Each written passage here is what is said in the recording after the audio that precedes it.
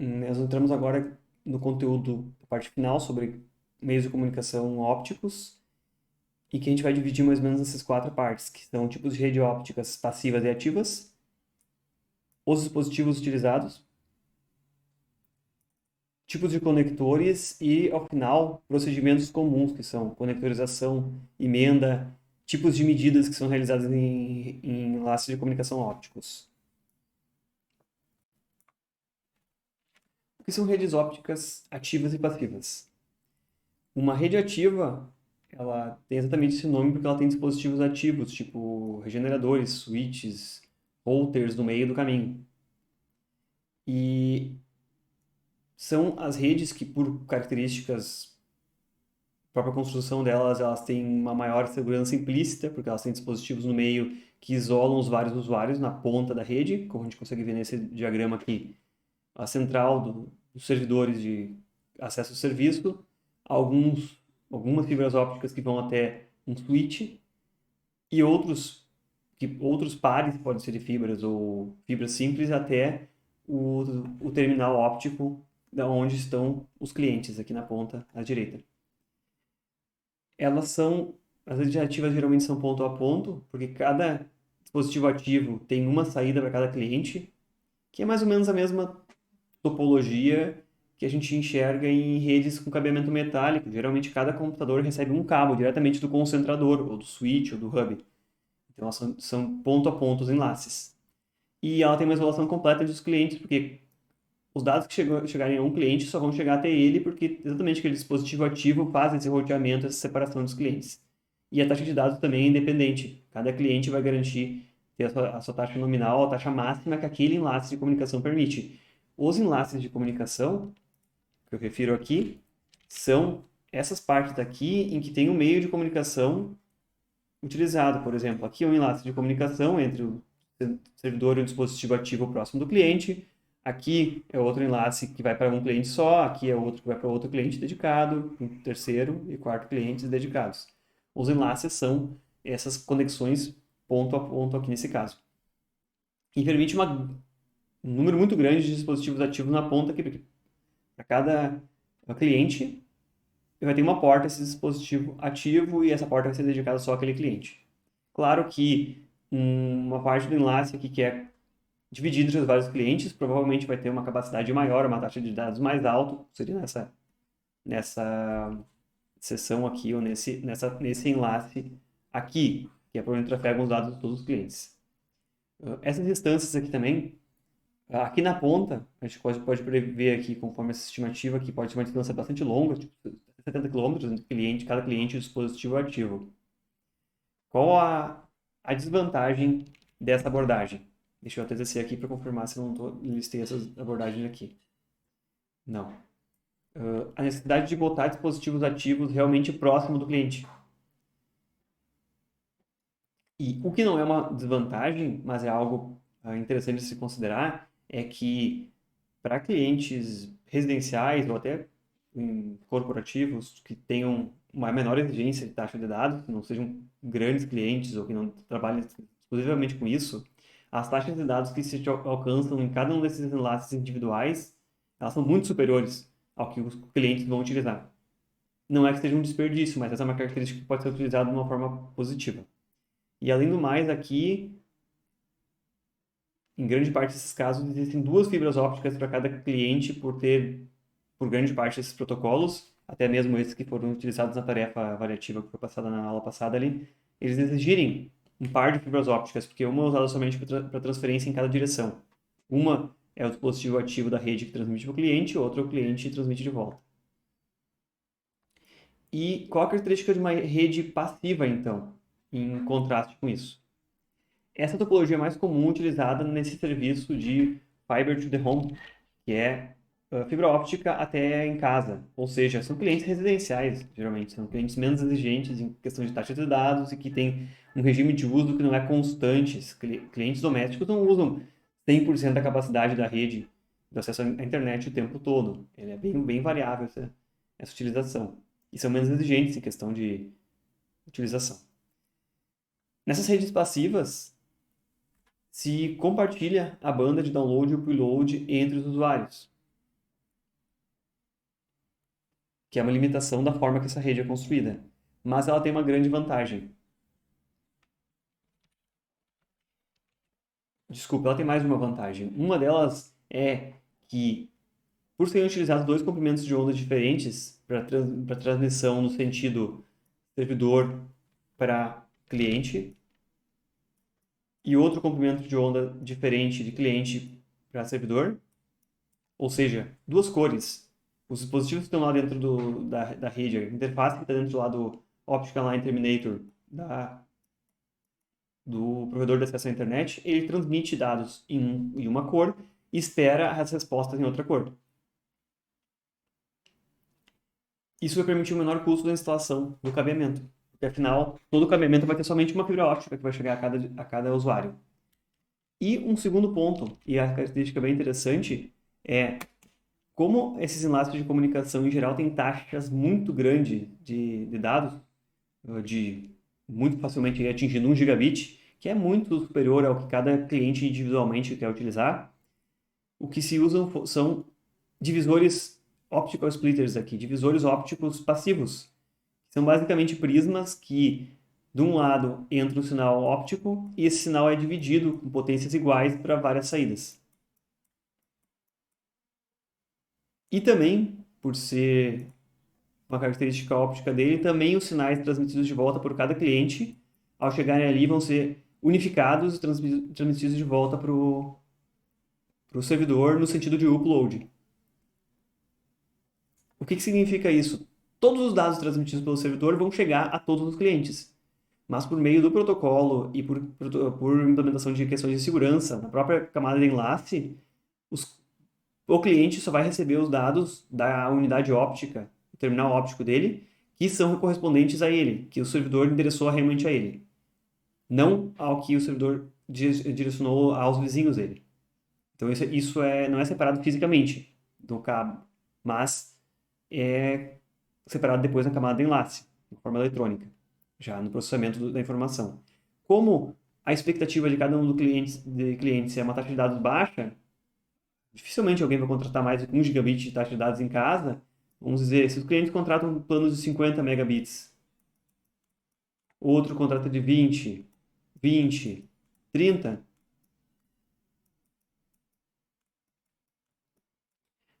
você pode agregar dezenas de clientes numa mesma rede óptica passiva, porque o fluxo de dados na direção de download, que eu identifiquei aqui em amarelo, ele vai chegar a todos os clientes, mas por meio de endereçamento, os clientes vão ignorar tudo que não for endereçados à unidade óptica deles, de fato.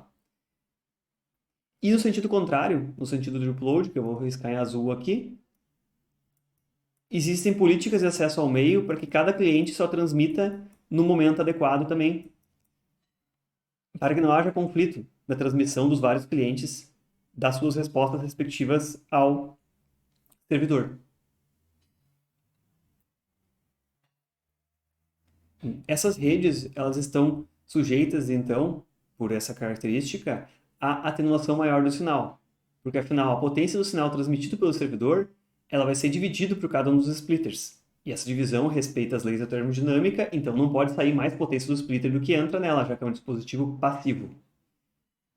Então, a cada divisão por 2, a queda da potência do sinal equivale a 3 dB. Uma divisão por 4, para 4 usuários, como seria esse splitter principal aqui nessa topologia de exemplo, vai causar uma perda de potência observada por cada um dos usuários finais aqui de 6 dB em relação ao transmitido. Soma-se a isso também a atenuação sofrida nos próprios cabos, no comprimento aí do enlace de comunicação e alguma margem pequena para perdas nos próprios conectores dos dispositivos ao longo desse enlace de comunicação. Mas por meio dessa lógica, se conseguem alcançar distâncias compatíveis com aquelas que a gente viu quando tem dispositivos ativos na rede, embora sejam menores, devido a essa atenuação extra causada pelos splitters, que é algo que tecnologicamente um dispositivo passivo não conseguiria tratar de outra forma, que é dividir a potência para saídas. Mas, por evitar de ter dispositivos passivos ao longo da rede aqui, simplifica muito a instalação e aumenta muito a confiabilidade do ponto de vista do provedor de acesso à rede, porque ele não precisa botar dispositivos ativos pendurados em vários locais ao longo da rede, que são dispositivos caros e que tem que ter no nosso caso aqui, instalação aérea, tem que ficar pendurado em cima do poste, literalmente, mas simplesmente se usam dispositivos passivos, que são esses splitters. E ainda assim, para os usuários, você consegue um serviço de uma taxa de dados bastante alta, sem maiores problemas. Esses são os tipos de rede mais comuns que se encontram aí nesses serviços de Fiber to the Home. E o dispositivo splitter passivo, ele é simplesmente algo similar a isso aqui, que parece um rabicho, uma entrada, que é o lado onde vai ligar no servidor, e várias pontas onde vão os vários clientes. Uma luz que venha de uma resposta do cliente, ela vai ser direcionada sempre no sentido de chegar ao servidor, e as informações enviadas do servidor, a potência óptica transmitida, vai ser dividida de forma praticamente igual e vai ser entregue a todos os clientes com uma intensidade similar. Como nesse caso aqui, é um divisor de 1 para 1, 2, 3, 4, 5, 6, 7, 8, 9, 10, 11, 12, 13, 14, 15 e 16. Um splitter de 16 para 1, nesse caso aqui. Mas então o que a gente vai encontrar e o que se vê aí mesmo em cima dos postes, nas caixas de telecomunicações pequenas das companhias que instalam fibra óptica, em geral são splitters desse tipo aqui. É um dispositivo completamente passivo, não precisa alimentação elétrica, é um dispositivo barato que não tem interesse nenhum até mesmo por vandalismo ou por roubo. É um dispositivo bastante simples e fácil manutenção.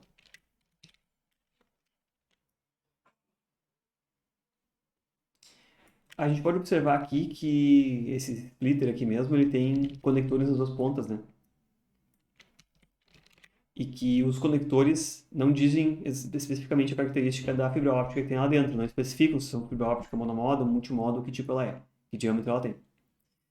A parte seguinte aqui da aula é identificar alguma coisa relacionada com isso, que tipos de conectores diferentes existem e que a gente não está acostumado a tratar dessa forma, porque cabeamento metálico, que está mais próximo a gente, no dia a dia aí, usa basicamente aquele conector 8P8C, ou conhecido como RJ45, ou também alguns chamam de Keystone, não lembro exatamente por quê, mas em cabeamento óptico existem alguns padrões de conector mais comuns no mercado aí. Os conectores tipo LC e tipo SC predominam em aplicações em Fiber to Home, basicamente se utiliza somente conectores SC.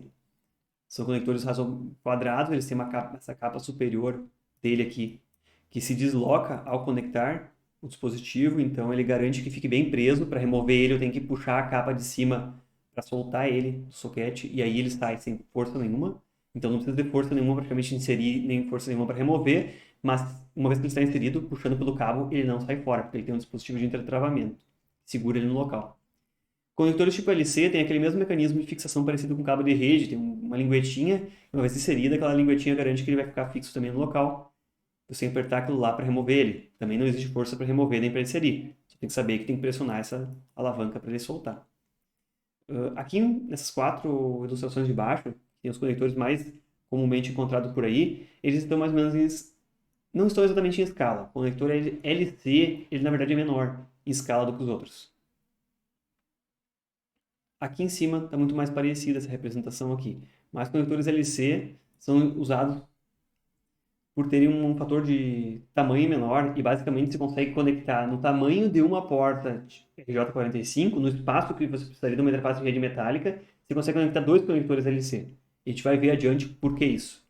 Mas eles são mais compactos. O SC é maior. Então, nessas redes ópticas passivas de Fiber to Home, que são domésticas, é muito comum esse conector tipo SC, e como ela requer somente uma fibra óptica, por ser uma rede passiva, a gente vai ter um conector somente em casa, não vai ter 2.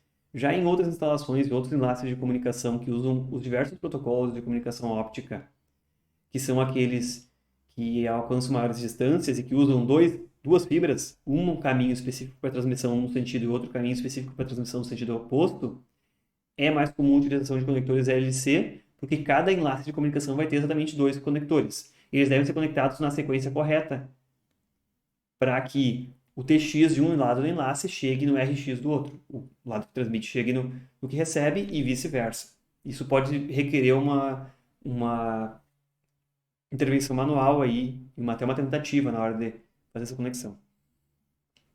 Outros 2 tipos de conectores comuns são esse tipo ST e tipo FC. Esses dois têm um acabamento metálico em volta aqui e lembram bastante até mesmo um cabo coaxial, a forma que eles são fixados em volta. E, inclusive, esse tipo ST, ele tem um sistema parecido com o conector BNC que nós estamos acostumados e que tem que conectar e girar ele para o encaixe. O que se diferenciam esses conectores são a parte mecânica externa dele, porque a ponta aqui, embaixo, ela vai ter sempre o mesmo diâmetro em geral da casca da fibra óptica e bem no centro dela tem a própria fibra óptica aqui, que em escala é um risquinho mínimo aqui no meio. Em geral, para fibras ópticas tipo monomodo, se usa os conectores SC ou LC, monomodo, mais recentes. E instalações mais antigas que já utilizavam conectores tipo de... já utilizavam fibras multimodo, que são as mais antigas, protocolos anteriores, é mais comum se encontrar então tipo FC e tipo ST. Mas também se encontram conectores SC multimodo ou monomodo. Não é uma restrição. O conector não especifica exatamente o tipo de fibra óptica que ele contém. E por último, deixei com um exemplo aqui, tem um tipo de conector em que ele já vem com duas fibras ópticas e elas já estão organizadas certinho como TX e RX, num conector só. Enquanto que todos os outros têm uma fibra por conector, esse aqui pode ter duas. E se observar um detalhe entre essa ilustração de baixo, que mostra especificamente a ponta dele, do conector, onde tem o elemento óptico realmente ali dentro, nas ilustrações de cima, a gente não vê o elemento óptico, mas a gente vê tampas aqui, ó, fechando ele. Essas tampas aqui, elas estão ali exatamente para proteção mecânica e para evitar que entre sujeira e se suje a ponta do conector aqui. Até mesmo um grão de areia, na hora de se inserir na interface no conector, no caso esse aqui é o tipo macho, se inserir no conector tipo fêmea, pode danificar o núcleo da fibra, causar uma quebra, um arranhão no núcleo da fibra, o que vai causar uma grande perda de sinal. Então, quando eles não estão em uso, tanto um cordão óptico quanto um conector que seja um enlace, ele deve estar coberto por essa capa. É incrível como qualquer coisa limpa para nós do dia a dia, para essa finalidade está muito suja. E mesmo qualquer material que a gente tem em casa, por mais limpo que ele pareça, por mais que a gente lave as mãos ou tenha um ambiente limpo para tratar com isso aqui, sempre vai surgir sujeira ali, pó, por ter um diâmetro muito pequeno, aquela núcleo da fibra óptica, qualquer partícula de pó ali vai causar um grande prejuízo, uma possível atenuação grande de sinal. Aqui embaixo eu tenho somente um outro resumo dos tipos de conectores e uma ilustração melhor aqui, mas essas aqui são várias variações diferentes relacionadas com aquele tipo LC, que é aquele conector LC, que eu falei que é mais usado também em fibras monomodo, mas ele tem um fator menor, ele é bastante pequeno, em que se um LC simples ou duplex, que pode ser conectado junto já com as fibras TX e RX, já vem organizado. E aqui algumas outras variações menos comuns dele. Mas isso aqui vem num sentido bastante ilustrativo aqui. É interessante a gente saber diferenciar eles, saber que eles não são intercambiáveis, mas existem cabos adaptadores. Quando se tem dispositivos com diferentes interfaces, é possível, sim, num mesmo cabo ter um conector tipo LC de um lado e tipo SC do outro. Isso não interfere em nada, desde que internamente o diâmetro da casca e da fibra seja do mesmo tipo nos dois lados. Então é possível se trocar isso aí sem preocupação nenhuma.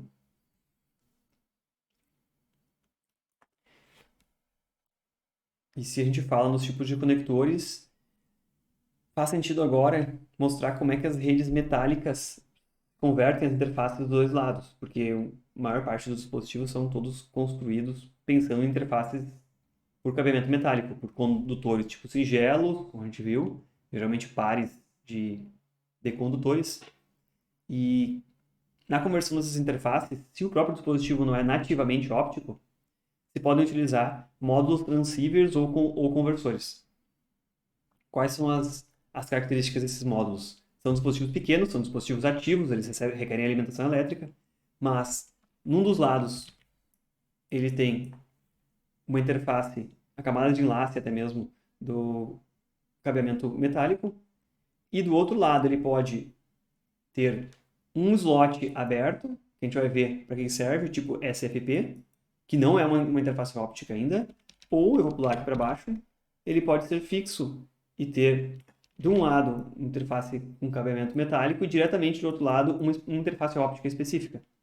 Como é o exemplo desse conversor de mídia que a gente vê aqui, e que eu inverti aqui a foto para a gente conseguir ler o que tem em cima.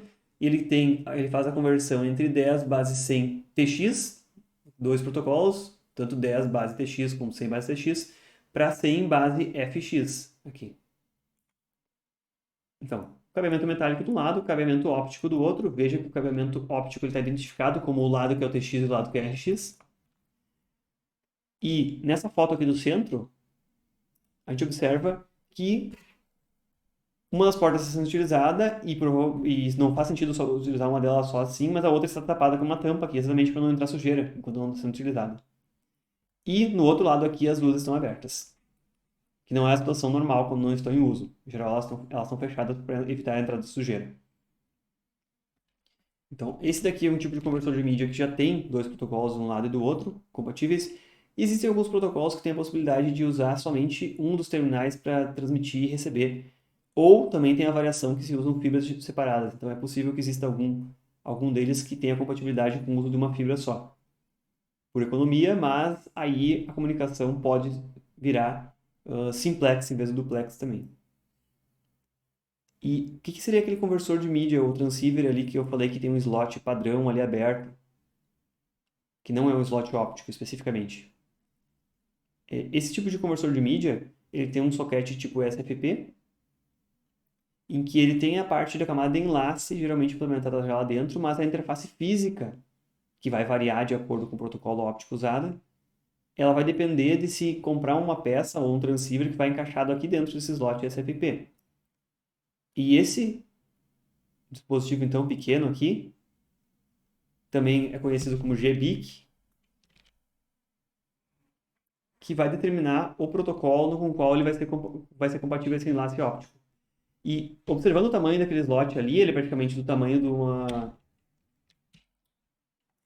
uma porta de rede, cabeamento metálico, o RJ45 que a gente conhece lá, mas dentro desse tamanho cabem dois conectores tipo LC. Se a gente for olhar aqui, a entrada dele na frente são dois conectores LC. Exatamente porque a maior parte dos protocolos utiliza uma fibra para transmissão, outra para recepção. E ao escolher, então, um par e nos dois lados do enlace de comunicação óptica ele deve ser igual, o mesmo protocolo, se usa uma caixinha, um conector desses, para inserir esse dispositivo aqui dentro e transformar ele então, em um cabeamento metálico do outro lado e acabar esse enlace de comunicação. Eu vou dar um zoom aqui nessas fotos, porque dá para ler aqui, inclusive, os protocolos com quais eles são compatíveis. Por exemplo, esse transceiver de cima aqui, ele é compatível com 1000 base BXD e que diz aqui embaixo, usa comprimento de onda de 1550 nanômetros para transmissão e 1310 para recepção e alcance de 20 km com conector LC. Claro, o conector LC é óbvio pela própria interface que a gente enxerga. E esse de baixo é 1000 base BXU, transmite em 1310, recebe em 1550 até 20 km de distância.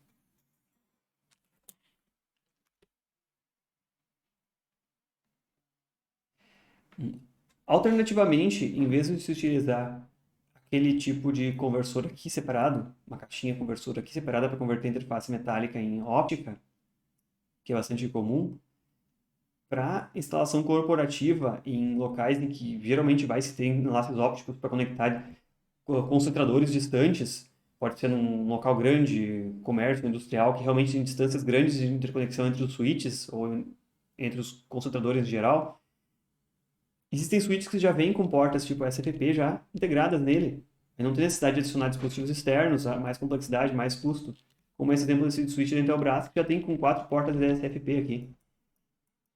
Em que, de acordo com a distância de comunicação que eu vou precisar naquele enlace de comunicação, eu posso botar transceivers diferentes aqui, em cada uma das portas. E aqui a gente pode ver, nesse exemplo, que ele tem, além das 24 portas de comunicação metálica, aqui ele tem essas 4 adicionais. E, descendo aqui embaixo, um exemplo que veio a calhar é um cabo daquele tipo adaptador, em que um lado o cabo é conector tipo LC, que a gente enxerga aqui em cima, que tem um tamanho bem pequeno, inclusive entram dois, provavelmente esse transceiver de BIC que tem aqui dentro usa uma fibra para transmissão, outra para recepção. E do outro lado aqui, o conector é tipo SC. E não tem problema nenhum, desde que ele seja adequado ao mesmo tipo de fibra núcleo que existia esse cabo aqui. Ao se observar esse tipo de cabo aqui, que se chama patch cord, a gente vai ver que eles são cabos curtos, usados exatamente para ligar os dispositivos ativos até as interfaces ópticas de enlace de mais longa distância. E eles são bem mais flexíveis. A gente vai ver que o raio de curvatura aqui é bastante pequeno, comparando com um cabo utilizado para um enlace em mais longa distância para instalação aérea ou instalação enterrada mesmo, subterrânea, porque esse cabo não é resistente a tantos esforços mecânicos, nenhum tipo de agressão aí, ele é só usado no meio interno. Por isso que ele consegue ser feito, inclusive enrolado no diâmetro pequeno aqui.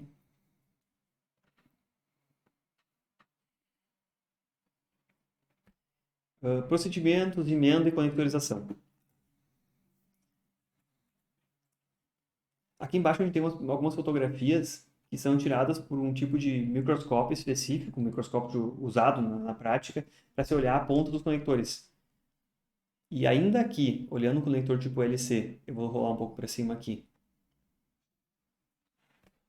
tem a 1,5 milímetros aqui, esse diâmetro dessa parte aqui de baixo que a gente enxerga, do conector, tem um diâmetro bem pequeno.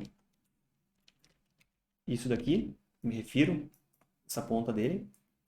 Ainda assim, quando você olhar no microscópio, isso aqui é enorme e corresponde a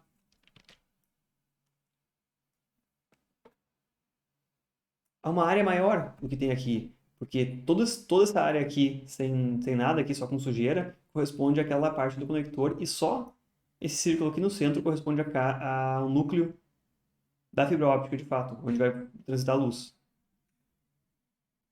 Então isso aqui é uma parte minúscula. A olho nu é possível se ver esse núcleo ali, mas ele é bastante pequeno. E essas várias fotos aqui, elas mostram como um conector pode estar sujo e até mesmo arranhado, nesses casos aqui, por um mau uso dele. Essa sujeira que tem aqui em cima pode ser o próprio pó do ar, pode ser alguém que tocou com o dedo ali e ficou sujeira, ainda que você lave as mãos e deixe elas absolutamente limpas, sempre vai ter algum resquício de gordura, alguma poeira na mão e vai sujar ela. E tentar esfregar ela ainda, usar o material errado para fazer a limpeza, ainda vai arranhar aquele conector e tudo isso vai causar maior perda de luz ali, uma maior atenuação. A gente pode ver que, inclusive, aqui nesse caso, essa foto aqui, tem uma parte da fibra aqui que tem sujeira acumulada dentro da parte do núcleo aqui, que é bem, causa uma grande perda de sinal e até mesmo o conector pode estar fraturado aqui, ou arranhado, como a gente vê nesse terceiro exemplo, causa uma atenuação maior ainda. O ideal, quando estivesse absolutamente limpo o conector, seria ver isso aqui nele, em que basicamente se enxerga o núcleo da fibra, que pode ter aquele diâmetro de 50 a 62 micrômetros para fibra multimodo, ou 9 micrômetros para fibra monomodo, e aquilo que enxerga lá na ponta, aquele pontinho lá no meio, é a entrada de luz que tem na outra ponta do cabo, para ver como tão transparente que ele é.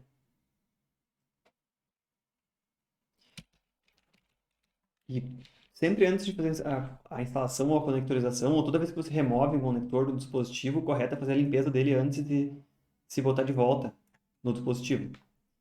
Inclusive, eu vou olhar uma parte aqui do vídeo para mostrar, por uma questão de curiosidade mesmo, como é que é feita essa limpeza. Porque existem dispositivos tipo lenços específicos, eu vou avançar ver se eu chego aqui, que já vem com uma solução de limpeza e já vem com e já são estéreis a ponto de você pode utilizar eles para limpar os conectores. E também, eu não tenho certeza se esse vídeo mostra aqui, existem outros dispositivos específicos para se limpar internamente dentro daqueles conectores da parte fêmea do conector.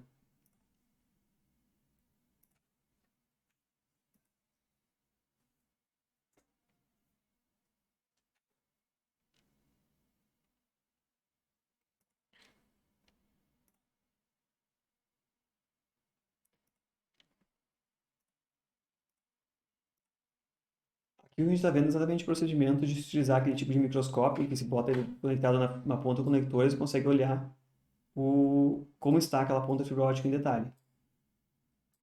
Aqui a gente consegue ver que o microscópio é basicamente uma ponteira com um conector tipo SC ali na ponta.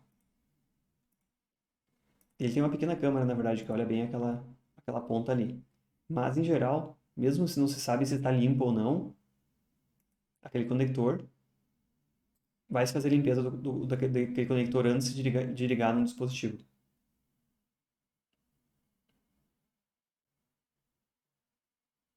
Aqui nesse caso ele está bem limpo já, a gente consegue observar aqui, parando nesse ponto. Dá para ver que antes da limpeza esse conector tem um pouco de sujeira aqui em volta. Não é uma grande quantidade, mas já causa atenuação do sinal e se estiver próximo do limiar diminuir uma potência do sinal, já pode causar uma perda de desempenho, problema. E aqui ele também mostra como é feito o dispositivo que faz a limpeza na parte interna, não do conector aqui, na parte macho, como a gente enxerga, mas a parte dentro da interface daqueles outros dispositivos, em que é uma espécie de uma caneta, em que aqui na ponta, ao se pressionar ela, ela tem uma espécie de um lencinho pequeno que rola. E ao pressionar ela, ele esfrega um pedaço de pano limpo ali. Parece um lencinho mesmo. Uma fitinha um pouco maior que um pouco maior que um fio dental. E ele limpa a lente do lado de dentro, onde não se conseguiria alcançar de outra forma para fazer a limpeza. E aqui ele mostra o resultado depois da limpeza, então, que fica bem limpo, não tem nenhuma sujeira visível aí mais no conector. Aqui é outro exemplo do conector muito mais sujo.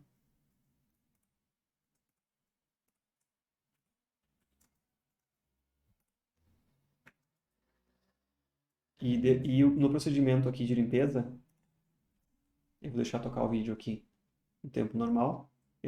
Depois de tirar o microscópio, ele pega aquela espécie daquela caneta, bota ela em cima e pressiona. Não se consegue ver ali durante esse processo, mas ela passa uma pequena quantidade uma espécie de uma fitinha no conector e logo depois se insere ali. Pode-se ver que ficou bastante limpo o conector, que estava bem ruim antes, talvez seja até um dano já, um espolão aqui causado, mas por ele estar fora do núcleo da fibra, isso aqui não é o que vai causar maior prejuízo na comunicação, não vai ser o grande problema. O que a gente vê antes daqui é como estava, antes da limpeza, e como ficou aí depois um processo de limpeza simples. Por isso mesmo, o primeiro cuidado aí, provavelmente, quando o pessoal chega em instalações em casa de fibra óptica, pode alguém possivelmente ser desconectado, é tirar os conectores e limpar eles, que isso pode ser a causa de uma atenuação grande de sinal e perda de conexão. Aqui a gente viu mais focando só nos conectores mesmo, mas é possível também se fazer a emenda e solda, literalmente, de duas fibras ópticas para fazer uma emenda direta. Esse procedimento de emenda ele é mais feito em lastre de mais longa distância, em que a atenuação do conector não é tolerada. Qualquer conector, por melhor que seja, ele causa uma pequena atenuação de sinal. Mas em lastres de longa distância, em que se usa um carretel inteiro de fibra óptica, depois se usa mais outro carretel inteiro, em algum ponto vai ter que se soldar essas duas fibras aí. E aí, o procedimento esse de conectorização, ele começa desculpe, de fusão, ele começa especificamente por se Temos o álcool isopropílico. abrir o cabo e se expor às fibras, em que já aquela parte mecânica, aquela proteção de fibra e aquelas várias capas, elas já foram todas removidas, e aqui a gente tem só uma capa pequena e a casca da fibra. E para se descascar essa fibra aqui, não se consegue descascar com qualquer método manual, aí, mas com uma alicate específica, que ao se fechar, ela tem um diâmetro que não vai ferir o núcleo da fibra. Então, dá para observar que ao remover aqui, no vídeo quase não se enxerga, de tão pequeno que é aquele núcleo da fibra que fica exposto ali.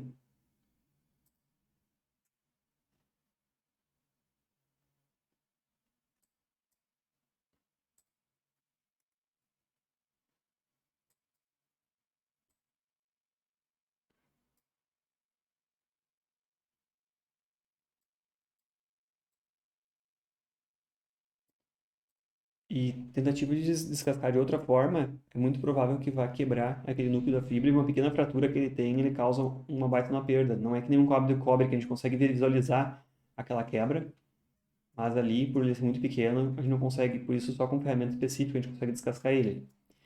E aí, por uma vez que já tocou ele, os vários outros passos exigem que seja limpa essa fibra.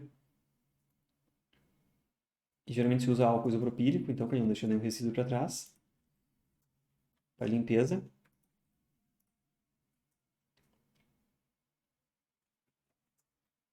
Consegue ver que tem um pedaço cortado ali. E essa parte da ponta que foi descascada aqui, ela é super frágil. E a parte de trás, já que ele está segurando, já é frágil, mas essa parte da ponta aqui é muito mais frágil. Então, você toma mais cuidado com ela.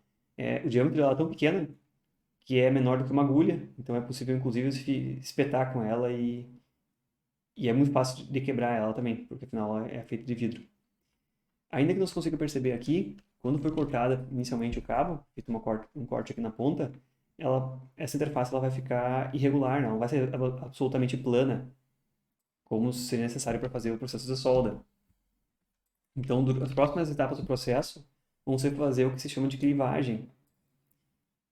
Isso aqui faz o papel de uma pequena alicate, mas o processo de corte ele ocorre diferente, ele não é por meio de se prensar e romper o cabo. Romper o núcleo da fibra. Mas, na verdade, o que esse processo faz aqui é que, ao se inserir a fibra, ela vai ser rigidamente segura de um lado, a ponta que sobrou, que já foi descascada, também vai ser segurada pelo outro lado, e essa roda aqui no meio, eu não sei exatamente qual é o material que ela é feita, mas ela é bastante afiada. E ao se segurar as duas pontas, essa roda aqui vai na direção desse núcleo, ele vai causar uma quebra no núcleo, que vai garantir que a interface dele vai ficar bem reta na ponta. E vai ser exatamente perpendicular às laterais da fibra. Porque só aí, viu o movimento que aquela roda fez ali? Vou voltar um passo atrás aqui.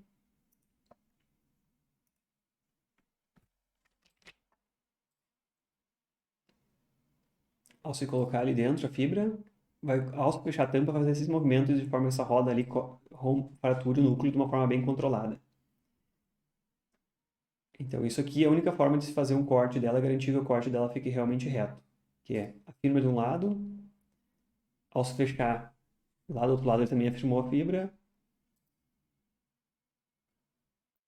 ele passa aquela roda ali, e aí um pedacinho vai ser descartado na ponta, vai fora. Ele já tirou lá fora, mal é possível ver aqui, um diâmetro muito curto. Isso aqui é bom que seja descartado separadamente do lixo, até porque por ele ser muito afiado é fácil de se espetar. Lembra que nós estamos tratando de vidro. E aí, ao se remover ali dentro, a fibra já estava limpa, e agora se evita tocar na ponta dela exatamente para fazer a próxima etapa da soldagem. Agora se garante que a interface da ponta dela quebra está exatamente perpendicular. Agora vai se utilizar uma máquina exatamente que faz a fusão das duas pontas da fibra, que as duas pontas do cabo que tem que ser soldados foram descascadas, foram cortadas, limpas, cortadas. E essa aqui é um tipo de máquina de fusão semi-automatizada, em que aqui no centro, vou parar o vídeo aqui, tem dois eletrodos que vão causar uma descarga elétrica que vai fundir parcialmente o vidro das duas pontas. E o processo mais crítico aqui é se alinhar para que a fibra que vai ser inserida de um lado e a fibra que for inserida do outro cheguem bem ao centro, se toquem antes de ocorrer essa descarga elétrica aqui que vai fundir as duas. Você vai fazer literalmente o processo de fusão entre as duas pontas e vai virar um elemento só de vidro único, com uma perda mínima. Por isso essas duas partes aqui, como ele demonstrou aqui no vídeo, elas são móveis. E elas são acionadas por servomotores que, por meio de uma pequena câmera que tem aqui dentro, câmera visual mesmo, ele consegue alinhar nos eixos X e Y para que essas duas fibras cheguem aqui e se toquem com uma precisão muito pequena, com erro aí menor que nanômetros.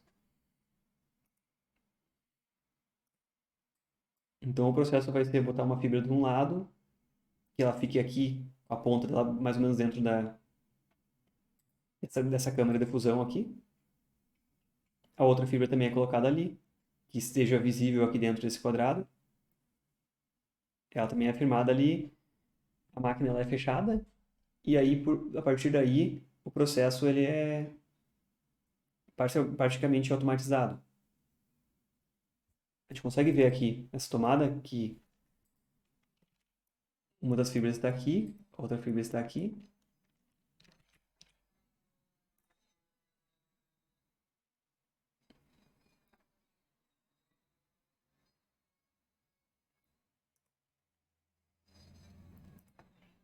E o próximo passo vai ser ele mesmo indicar aqui nos eixos x, y, e a máquina mesma faz a aproximação delas lá.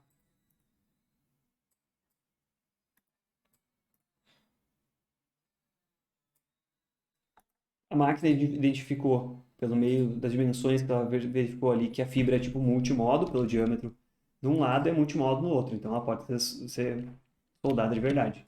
Se ela identificasse que uma das fibras tem diâmetro compatível com um monomodo, que é SM, e a outra fosse multimodo, ela já não permitiria fazer solda, porque senão vai ser ineficiente, não vai funcionar.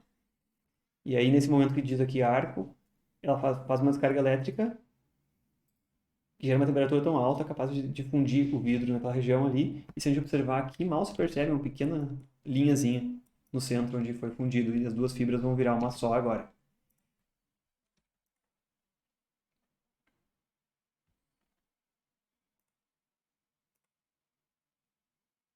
Olha, inclusive ele estima a perda de acordo com a qualidade que ficou e pode pedir que seja repetido esse processo caso não tenha ficado adequada conforme a avaliação dela. Agora o próximo passo, já que aquilo ali é muito frágil, vai ver na hora de remover ali.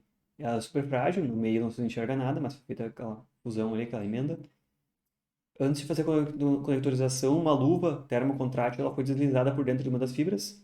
Essa luva vai ser puxada para a parte de cima, onde a fibra foi descascada. E essa luva tem função simplesmente mecânica de dar suporte, tornar menos frágil aquela região ali. Essa luva termocontrátil ela é posta dentro de uma pequena estufa que vai aquecer aquela região ali da fibra. O próprio núcleo da fibra não vai sentir nada, porque é uma temperatura tão baixa para ela que não vai ter efeito nenhum, mas aquela capa ela vai ser reduzida por meio do aquecimento e aí ela vai dar uma espécie de uma capa que dá uma certa resistência para conseguir lidar com essa fibra aí. Vai ver bem aqui que ela foi encolhida em torno da capa original e aqui no centro está a parte que foi emendada a fibra. Então, esse aqui é o processo que se faz mais em enlaces de comunicação de mais longa distância, que tem várias fibras para se emendar num cabo. Em geral, a conectorização em instalação aí de essas domésticas é feita só com a conectorização nas duas pontas do cabo. E aí essa conectorização ela é mais simples por não exigir aquele equipamento ali que faz a fusão das fibras, que é um equipamento bastante caro, requer uma certa habilidade para saber lidar com ele.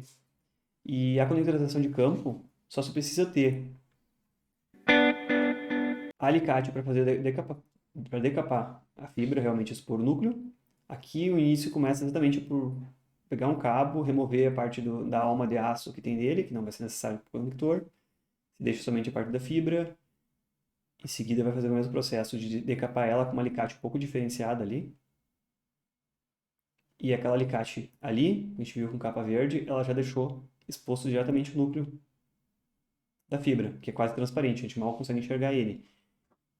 Esse gabarito aqui, ele é usado para quebrar e para remover a parte mais fina da capa ali, deixar só a pontinha do núcleo, e ao mesmo tempo ele vai dar exatamente o tamanho da fibra, que vai, depois da clivagem, que é aquela quebra dela, que precisa, vai deixar sobrando somente o tamanho exatamente necessário para se fazer o conector depois.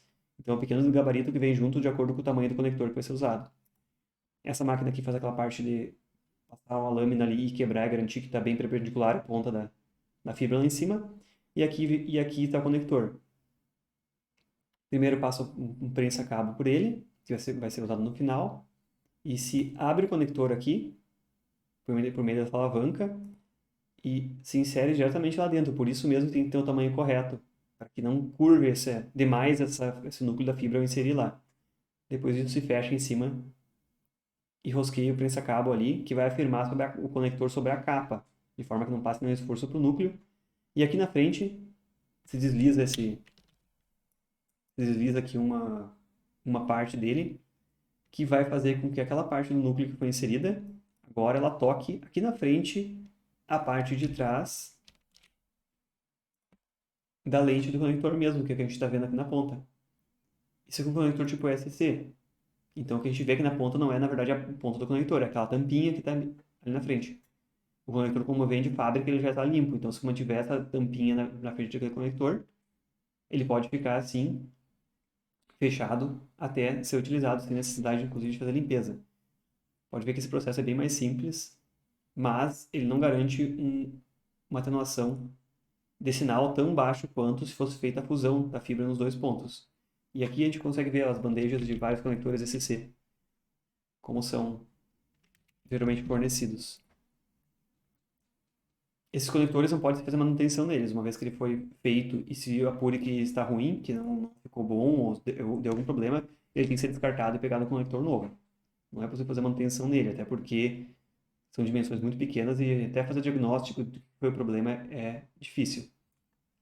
Para verificar se funcionou ou não um conector ou uma fusão de fibras mesmo, pode-se utilizar um conjunto de emissor e receptor de luz, como esse medidor de potência aqui, em que, sabendo a potência de luz transmitida do outro lado, muitas vezes ele pode vir em conjuntos, ou então no outro lado tem um dispositivo ativo que transmite uma potência conhecida, se consegue, no outro lado da ponta, medir a potência óptica, como ele está indicando aqui. Nesse caso, esse medidor, ele tem um conector que me parece que é SC aqui em cima, mas você pode usar também com adaptador, um conector LC, em que ele indica aqui em cima o comprimento de onda na qual ele está funcionando agora, 1490 nanômetros, e aqui ele vai dar uma medida, em geral em dB, da intensidade luminosa que ele está recebendo agora, naquele comprimento de onda. No caso aqui, como ele está indicando zero, aqui não tem nada ligado nele. Mas é muito comum a medida dele ser aqui um valor negativo, inclusive, porque o valor negativo correspondente a dB quer dizer que está recebendo um sinal abaixo da referência. Pode ser menos 10 dB mili, menos 20 dB mili. E isso aqui a gente vai ver na hora de estimar potência de sinal em enlace óptico, como fazer a avaliação se é suficiente ou se não é suficiente para a operação de um determinado enlace de comunicação. Então isso aqui ele só vai conseguir determinar, e sabendo a potência que entrou no cabo numa ponta, a gente vai medir a potência na outra e saber qual foi a atenuação total. Mas existem outros tipos de dispositivos que são certificadores, em que ao inserir um numa ponta e outro na outra, ele consegue determinar exatamente a atenuação e o ponto de atenuação ou falha dentro da fibra. Se for uma quebra no meio, se tem um conector que está ruim no meio do caminho, e indicar na tela ali. Ele vai estar todas as características de desempenho. E ainda mais em detalhes, existem os dispositivos que são tipo OTDR, e esses dispositivos eles vão mostrar um perfil de distância, porque é muito comum ter cabos de quilômetros ou até dezenas de quilômetros, e ele vai indicar no eixo vertical a perda relativa, que ele chama aqui, em que, ao longo da distância, qual é a potência de sinal que vai chegar conforme a estimativa que ele realiza. E a gente consegue observar aqui que em torno dos 1.200 metros nessa medida, tem uma queda nesse valor. Isso pode indicar tanto que aqui houve um rompimento, aqui em 1.200 metros, quanto aqui ao próprio final do cabo. Ele diz que depois de 1.200 metros não tem mais nada, ou foi rompido em 1.200 e não consegue perceber nada. Que é mais ou menos o que a gente vê aqui nesse gráfico, aqui na foto ao lado também. No eixo horizontal ele vai indicar a distância que ocorre aquele efeito, e se eu souber que realmente a distância de enlace é 1.200 metros, a gente sabe que chegou até a ponta sem nenhum problema. Mas se esperava mais que isso, a gente sabe que a falha está a 1.200 metros dessa ponta na qual está fazendo o teste. Porque o OTDR é ligado assim, o dispositivo é ligado num pedaço de fibra pequena por um conector. E esses spikes aqui, esses picos aqui no meio, a gente pode ver que no início do pico está num nível de potência e depois desce um pouquinho abaixo. Aqui também no segundo a gente consegue ver que tem um pequeno degrauzinho, tipo uma diferença entre o início e o final do pico. Em geral, correspondem a perda de sinal que ocorreram em emendas ou em conectores aqui. Aqui em cima, Fusion Splice aqui seria uma fusão de duas fibras, uma emenda no meio, C. E aqui no gráfico a gente consegue ver que é uma pequena queda, um pequeno degrauzinho. Uma descontinuidade no gráfico, um pequeno degrau, indica que houve uma pequena perda de sinal naquela fusão, ainda bem tolerável, porque é bem pequena. E já esses spikes maiores, que também resultam num degrau, são geralmente conectores.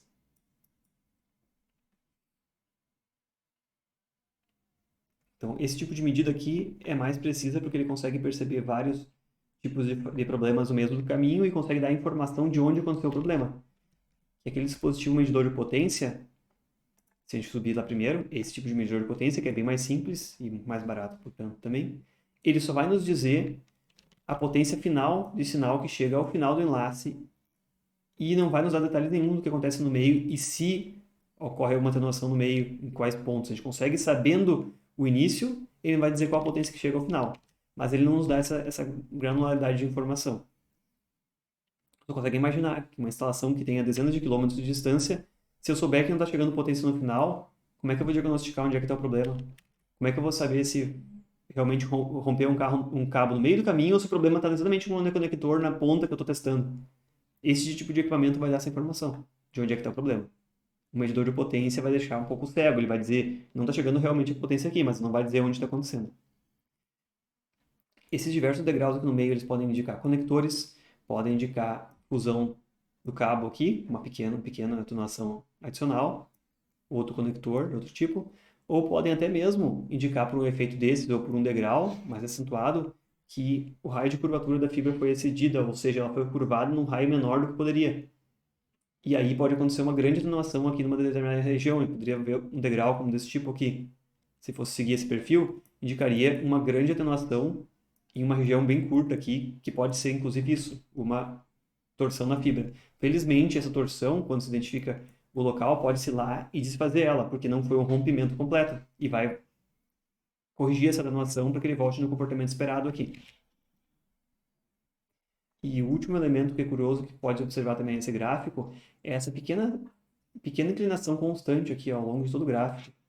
Desprezando-se esses degraus de queda de intensidade final aqui, tem sempre uma queda contínua aqui. Essa queda contínua aqui, e suave, é a atenuação implícita dos próprios cabos. Então, qualquer cabo que seja utilizado, ele vai ter uma pequena atenuação implícita. Então, ao longo da distância, vai caindo um pouquinho a intensidade do sinal. E se a gente fizer essa comparação aqui, quanto dB caiu pela distância que se mediu, sem considerar esses degraus, claro, removendo a influência dos degraus ali no meio do caminho, a gente deve chegar em valores, se for em fibra óptica tipo monomodo, compatíveis com aquelas que a gente viu na aula anterior, nas classes de desempenho. Se a gente olhar aqui nas fibras ópticas tipo monomodo, as classes de desempenho eram definidas por atenuação dB por quilômetro. E é outra característica que, inclusive, pode ser verificada, conferida com aqueles dispositivos, que aquela atenuação ali, essa inclinação suave aqui, deve fechar exatamente com o coeficiente de acordo com a classe de desempenho, quando for uma fibra óptica tipo monomodo. É mais importante olhar isso daqui.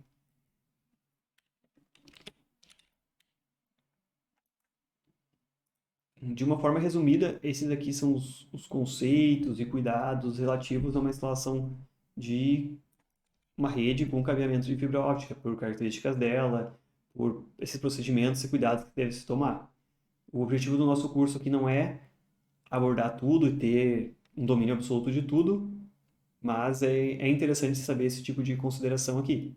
Que tipo de dispositivo eu vou utilizar, que tipo de cuidados tomar, e eu acredito que essa parte da limpeza aqui é o mais crítico e que é menos intuitivo para nós que estamos acostumados com a parte de eletrônica, né? Com cabos metálicos e que não são sensíveis a esse tipo de efeito aqui, tanto quanto aparecem aqui.